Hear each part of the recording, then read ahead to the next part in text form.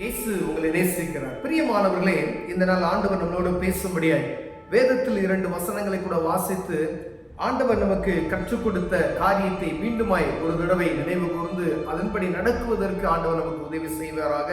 அது மத்தேயுவின் புஸ்தகம் 22வது அதிகாரம் 35, 36, 37 வசனம் இப்படி ஆச்சுள்ளது. அவர்களில் நியாயசாஸ்திரி ஒருவன் அவரை சோதிக்கும்படி, போதகரே, நியாயப்பிரமாணத்தில் எந்த கற்பனை பிரதானமானது என்று கேட்டான்.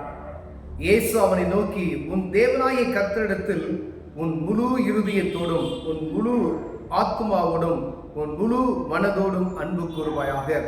ஆண்டவர் சொல்கிறார், ஒரு நியாயசாஸ்திரி கற்பனையில எந்த கற்பனை பிரதான கற்பனை என்று அவரை சோதிக்கும்படியாய் அவர்கிட்ட சொல்றாங்க. மோசேயினுடைய நியாயப்பிரமாணங்கள், ஆண்டவர் எழுதி கொடுத்த அந்த கற்பனை 10 கற்பனைகளை அவர்கள் வழிபட்டு அதை கடைபிடித்து வந்தார்கள். இயேசு கிறிஸ்து என்ன சொல்லுகிறார் என்று அவரிடம் சோதிக்கும்படியாக கேட்ட பொழுது ஆண்டவர் சொல்றார், நீ இயேசு அவனை நோக்கி, உன் தேவனாகிய கர்த்தரிடத்தில் உன் முழு இருதயத்தோடும் உன் முழு ஆத்மாவோடும் உன் முழு மனதோடும் அன்பு கூறுவாயாக. அநேக வேளைகள்ல இந்த ஆண்டவர் இயேசு கிறிஸ்து அவரே திருவாய் மொழி போட்டு பொழிந்த இந்த வார்த்தை பாருங்க, முழு இருதயத்தோடு முழு ஆத்மாவோடு உன் முழு மனதோடு. யார் இந்த வார்த்தையின் பிரகாரம் நடக்கிறோம் என்று பார்த்தோம்னா 100க்கு 60, 30% கூட இருக்க. முழு ஆத்மாவோடு முழு பலத்தோடு முழு இருதயத்தோடு தேவ சமூகத்துல நீ தேடு அப்படின்னு சொல்லுங்க. இதுதான் ஆண்டவர் சொல்லுகிற அவர் எதிர்பார்க்காத ஒரு காரியத்தை சொல்லுகிறார். 10 கற்பனைகளை கொலை செய்யாதிருப்பாயாக, பொய் சொல்லாதிருப்பாயாக, பொய்ச்சாட்சி சொல்லாதிருப்பாயாக, அப்படி 10 கற்பனைகளை கொடுத்திருக்கிறார். இங்கே அவர் பிரதானமான ஒரு கற்பனை என்ன, அதுக்கு இதுக்கெல்லாம் எது அப்படின்னு சொல்லி கேட்கும் பொழுது ஆண்டவர் சொல்றார், கடவுளை ஆராதிக்கும் பொழுது முழு இருதயத்தோடு. எத்தனை பேர் அப்படி ஆராதிக்கிறோம்? எத்தனை பேர் அந்த முழு மனதோடு, அப்போ ஒரே ஒரு மனதோடு போய் தேவ சமூகத்தில் அவர் ஆலயத்துக்கு கடந்து செல்கிறோம்? எத்தனை பேர் ஆண்டவர் என்னோடு பேசணும்னு சொல்லுகிற ஒரு சிந்தனையில போய் கடந்து உட்காருகிறோம் என்பதை பார்க்கும்படி ஆண்டவர்களோடு என்னோடு பேசுகிறார். நீங்க தனி ஜெபத்துக்கு போகும் பொழுது முழு ஆத்மாவோடு முழு பலத்தோடு போகிறீங்களா அப்படின்னு சொல்லி பார்க்கும்படியா பேசுகிறார். ஜெப அறைக்கு போகிறோம், ஏதோ ஆண்டவர் சமூகத்துல 1/2 மணி நேரம் நம்ம ஜெபிக்க வேண்டும் என்பதற்காய் ஆண்டவர் ஜெப குறிப்புகளுக்காய் விண்ணப்பத்தை தெரியப்படுத்தி வந்து விடுகிறோம் பிரியமானவர்களே. ஆனா ஆண்டவர் சொல்கிறார், முழு இருதயத்தோடு அவரோடு இணைந்து ஜெபிக்கிற இருதயம், உன் தேவனாகிய கர்த்தரிடத்தில் உன் முழு இருதயத்தோடும் உன் முழு ஆத்மாவோடும், ஆத்மா இருதயம் பாருங்க, உன் முழு மனதோடும், மனது, இந்த 3 காரியங்களை அவர் சொல்லுகிறார். கூடி நீ ஆராதிக்கும் பொழுது ஆண்டவரும் சத்தத்தை கேட்பார். நீங்க எந்த சூழ்நிலைக்கு தேவ சமூகத்துல போனீங்கன்னா அந்த தேவ சமூகத்தில் அமரும் பொழுது முழு இருதயத்தோடு நீங்க இருக்கிறீங்களா?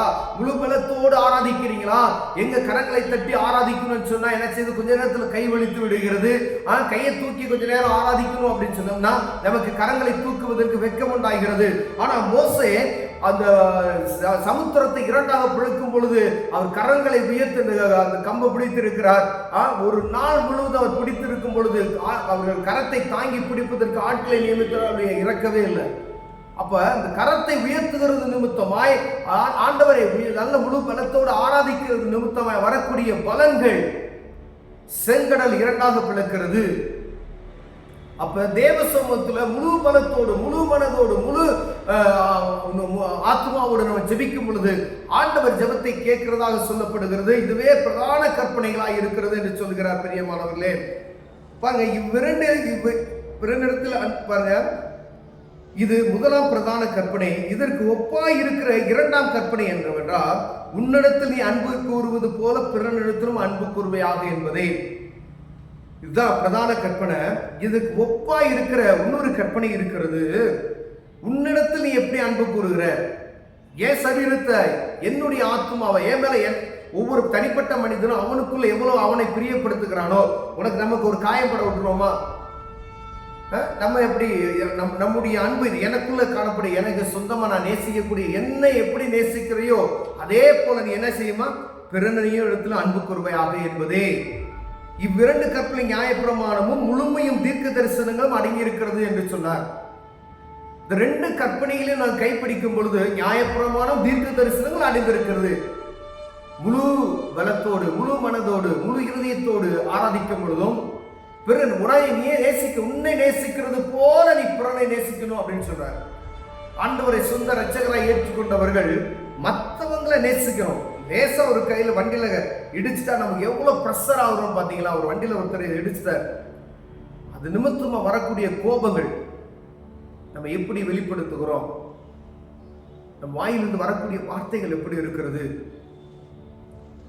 ஒருவேளை நம்ம அந்த இடத்துல இருந்தோம்னா நம்ம என்னத்தை எப்படி ஃபீல் பண்ணுவோமோ அந்த ஃபீல், நம்ம ஒரு ஆளை வண்டியில இடிச்சிட்டோம்னா நம்ம ஒரு பயந்த சுபாவத்தோட எப்படி இருப்போமோ அதே போலதான் மற்றவங்க அந்த மாதிரி காரியத்தில் இருப்பாங்க.